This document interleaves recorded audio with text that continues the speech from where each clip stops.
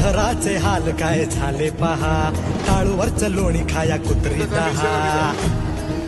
हो शहराचे हाल काय झाले पहा, टाळूवरचं लोणी खाया कुत्री दहा. वाक्याला सोडून आता जंगला नावाली, गब्बरगी धाड जनतेचं ताट खाली. उठा उठा उठा आभाळ फाटले, आभाळ फाटले. उठा उठा उठा उठा आभाळ फाटले, पडव्याच्या आगीनं रानसार पेटले.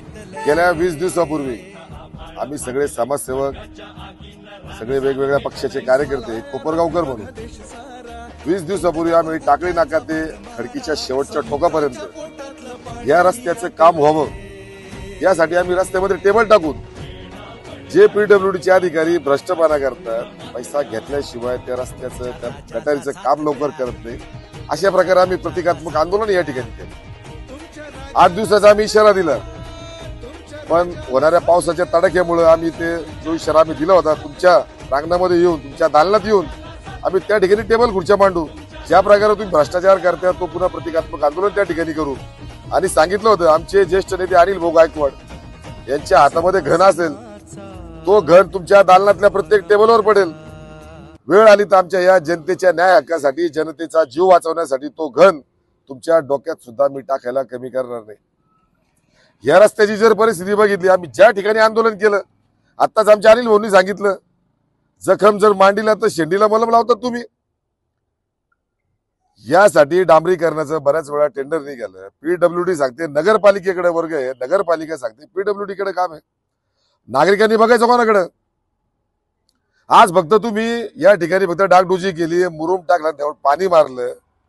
ही जी आम्ही आज कवटी ठेवली, मानवी कवटी, हे प्रतिकात्मक ठेवलंय. एक तर अधिकारी सगळे भ्रष्ट झाले, तुम्ही तुमच्यावर कोणीतरी भानुमती केली, पैसा घेतल्याशिवाय तुम्ही काम करत नाही. कदाचित उद्या तुमचाच मुलगा तुमच्याकडे काम घेऊन तुम्ही पैसा घेतल्याशिवाय काम करणार नाही, अशा प्रकारची भानुमती तुमच्यावर झाली. म्हणून आम्ही आज प्रतिकात्मक हे आंदोलन करतो. या ठिकाणी कवटी ठेवून लिंबूमध्ये आम्ही अगरबत्त्या लावल्या आहेत. आम्ही अंधश्रद्धेला मानत नाही, आम्ही तिला ठोकर मारतो. आम्ही ह्या नवीन पिढीतले माणसं आहेत. आम्ही जनतेसाठी, या जनतेच्या न्याय हक्कासाठी आम्ही रस्त्यावर उतरत असतो. वेगवेगळ्या माध्यमातून आम्ही आंदोलन करत असतो. आज या कवटीवर आम्ही फुलं टाकतोय. याचा अर्थ असा आहे, जे शिंदे साहेब, आपण जे अधिकारी आहात, आपण भ्रष्ट झालेले आहात. आम्ही समाजसेवक, एका पक्षाच्या कार्यकर्त्यांनी तुम्हाला इशारा दिल्यानंतरही तुम्ही मनावर नाही घेतलं. तुम्ही डांबरीकरण न करता फक्त तुम्ही मुरमट साध्या मातीनं तुम्ही पाणी मारून हे खड्डे बुजवण्याचं काम केलं. वेड्यात काढता का जनतेला?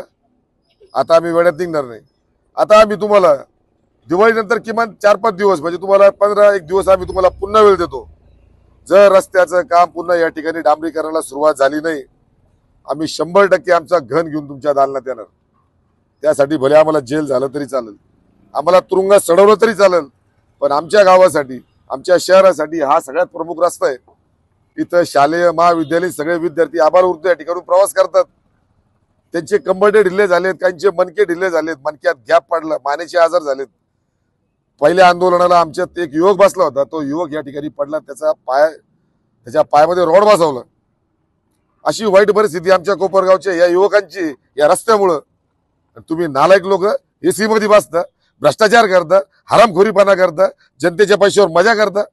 मग आता फक्त दुसरं आंदोलन झालं, आमचं शेवटचं आंदोलन या रस्त्यासाठी. जर 15 दिवसात झालं नाही, 100% अनिल भाऊचा घन तुमच्या डोक्यात बसल्याशिवाय राहणार नाही. एवढा तुम्हाला इशारा समजा, नाही तर धमकी समजा. ते आमच्या जनतेसाठी. जय हिंद, जय महाराष्ट्र, जय संविधान.